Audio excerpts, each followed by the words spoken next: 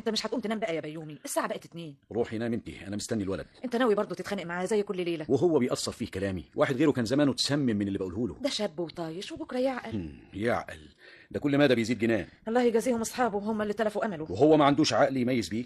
معلش يا ابو شوقي، صغير برضه. بس لو كان ربنا هداه وكمل دراسته كان معلش. هم اولاد الاغنياء بيتعلموا يا بيومي، ما هم بيتكلوا على اموال ابهاتهم. مش كلهم يا ستي، مش كلهم. يا ما اعرف ناس اغنياء زينا واولادهم خلصوا ثانوي ودخلوا الجامعه وتخرجوا منها واشتغلوا في وظائف محترمه.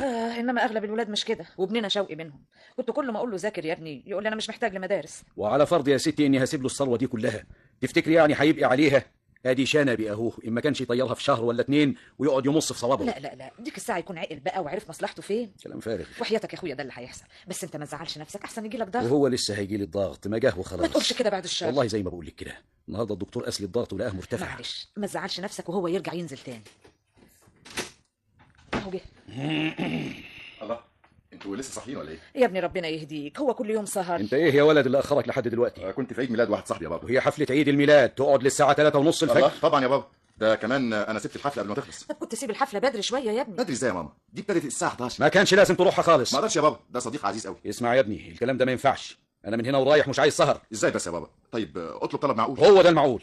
فين المفتاح؟ مفتاح ايه؟ اللي بتدخل بيه الشقه. معايا. هاته. الله، ليه؟ هشيله معايا انا، ومن بعد الليله اذا جيت بعد الساعه 10 مش هتقدر تدخل. الساعه 10 ليه وانا فرخه؟ خليها الساعه 11 يا ابو شوقي. 11 ايه يا ماما بس ليه؟ انا قلت الساعه 10 يعني الساعه 10. معلش يا ابو شوقي، ما هو الساعه 11 بدري برضه. هو الولد تلف امله الا منك؟ اسكت انت، ما تتدخليش. ما تتدخلش ازاي بس يا بابا؟ هي مش ماما؟ هات المفتاح. معلش سماح النوبه، ده شاب وعايز يتمتع بالدنيا. واحنا ما تمتعناش بالدنيا ليه؟ حياتنا كانت كلها كفاح وعمل. يا بابا انت يعني عايزني اعمل زيك؟ انت ظروفك غير ظروفي. يعني ايه؟ يعني انت نشأت فقير فاضطريت انك تكد وتكافح وتشتغل. وما يكدش وما يعملش زي ليه؟ لاني مش محتاج للشغل يا بابا، الخير كتير وربنا يخليك. ربنا مش هيخليني على طول يا ابني. ربنا يدي لك طولة العمر. خلاص يا بابا، سماح المره دي، وان شاء الله من هنا ورايح هجتهد اجي بدري.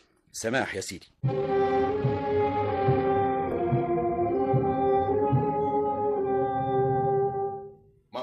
ماما عاوز ايه يا عيون ماما؟ 10 جنيه يا ابني ما انت واخد مصروفك من ابوك اول امبارح. الله، ما خلص والله، ما بقاش منهم ولا مليم. ليه يا ابني راحوا فين؟ خسرتهم في اللعب. انت لسه يا ابني ما بطلتش القمار ده. هبطل بس بعد ما استرد خسارتي. هو ده اللي بسمعه منك كل مره. طيب اوعي تجيبي سيره لبابا. ايه وانا اقدر اقول له؟ ده كان يذبحك يا ابني. طيب يلا قومي هاتي ال 10 جنيه بقى، خليني اخك. انا يا ابني معيش غير فلوس البيت. طب وماله، هاتي منهم وبيخدي من بره. طيب واذا قال لي وديتيهم فين اقول له ايه؟ يا ماما بقى قولي له اي حاجه غير اني خدتهم مني. يا ابني مش كده، ده حرام عليك كمان تعمل كده. خلاص يا ماما هبطل، بس يلا هاتي.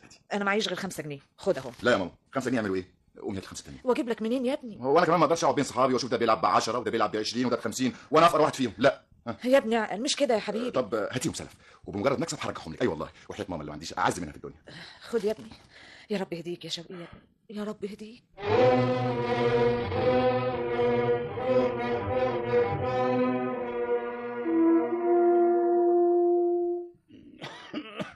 يا شوقي. شوقي. ايوه يا بابا. فين يا ابني دفتر الوصولات؟ اديته لماما. ماما يا ماما. عاوز ايه يا روح ماما؟ بابا عايز دفتر ايصالات. اهو على الترابيزه. كتبتهم كلهم يا شوقي؟ ايوه مال، بس مش ناقصين الا الامضه بتاعتك. طيب استنى ما تخرجش. في حاجه؟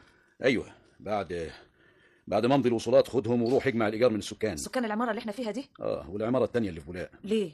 انت مش خارج يا ابو شوقي؟ لا، حاسس بتعب شويه. طب خليهم لبكره. والبكره ليه بس يا ماما؟ يمكن يا ابني السكان يكونوا عاوزين حاجه محتاجه، لما يشوف ابوك يقولوا له. طب ما يقولوا لي انا وانا اجي اقول لبابا. معلش يا ابني، اصلي عاوز اخد راحه بكره كمان. واحنا مستعجلين على الايجار ليه؟ ما على مهلنا يا ابو شوقي. على مهلنا امتى؟ النهارده 2 في الشهر. انا بس يعني كنت بقول يعني. ولا تقولي ولا تعيدي. خد يا ابني يا شوقي، دي وصولات العماره اللي احنا فيها. حاضر يا بابا. وخد كمان دي وصولات عماره بولاق. حاضر. تقبض الفلوس وتيجي على طول يا شوقي. طبعا يا ماما. الله، امال يعني هروح فين؟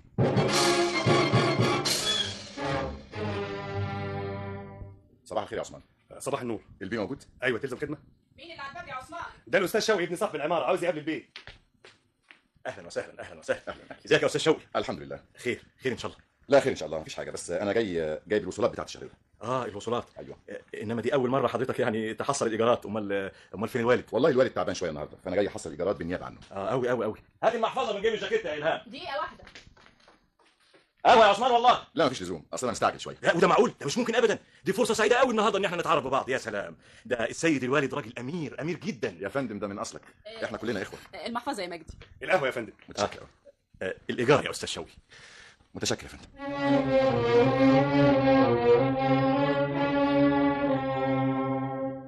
اهلا بالاستاذ شوقي. اهلا يا سيد عدلي، من فضلك والدي بعت لك الوصل وعايز الايجار لانه تعبان شويه. من عينيا يا استاذ شوقي. يا سلام، اتفضل. اتفضل الوصل.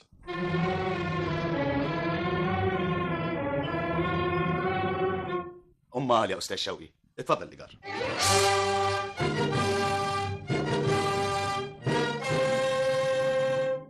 تحت امرك يا استاذ شوقي. كنت قلت ان الوالد تعبان واحنا كنا جينا نزوره ومعانا الايجار. لا مؤاخذه يا استاذ احمد، انا جاي عشان الايجار. حاضر يا استاذ شوقي، اتفضل. الساعة بقت 12 وشوقي ما رجعش لسه. يمكن راح مشوار ولا حاجه. طيب كان يجيب الفلوس قبله ويروح المشوار بتاعه. جايز جاله المشوار على غفله. والله انا قلبي متوهوش يا ام شوقي. ربنا يستر. احسن الشيطان يكون لعب عقل الولد. انا ما قلت لك اجمع انت الايجار بنفسك؟ اللي حصل بقى يا ام شوقي، لكن ما اظنش ان شوقي يعمل كده. هو من جهه انه شقي شقي، بس مش لدرجة انه يسرق فلوس ابوه. زمانه جاي. انت هتقعد بس تقلب وتعاير ليه؟ بس يعني طيب ما جابش ايجار العمارة اللي احنا فيها ليه قبل ما يروح يجمع ايجار العمارة التانية؟ يمكن قال يجيب الايجار كله على بعضه. تفتكري كده؟ يا ريتني كنت سمعت كلامك يا ام شوقي، على الاقل ما كنتش ابقى موغوش كده. ولا تتوغوش ولا حاجه يا اخويا، هي دي يعني اول مره يجمع لك فيها الايجار؟ كنت بخليه يجمع الايجار بتاع عمارة بولاق بس علشان بعيدة. ومع ذلك كان بيجيبه لك، مفيش مره حاول انه ياخده. بس الدور ده يا ام شوقي ايجار العمارتين مع بعض يعني مبلغ مغري. ربنا يستر ولا يكونش هو جرى له حاجه. هيجرى له ايه يعني؟ اي حاجه من الحوادث اللي بتحصل دي. لا انا مش خايف عليه من الجهاد. قوم ننام احنا وهو معاه مفتاح الشقه يجي على مهله. على رايك. ابو شوقي الحق يا ابو شوقي، ده سرير شوقي فاضي. قصدك تقول انه ما باتش في البيت الليله اللي فاتت؟ لا ما باتش. يا ترى جرى لك ايه يا ابني؟ هيجرى له ايه يعني؟ هو بيجي الفجر كل ليله. بس الليله اللي فاتت ما جاش خالص. قوم النبي، تقوم يا ابو شوقي تسال عليه في القصر العيني احسن يكون جرى له حاجه. يا ستي انا مش ناقص وغوشه.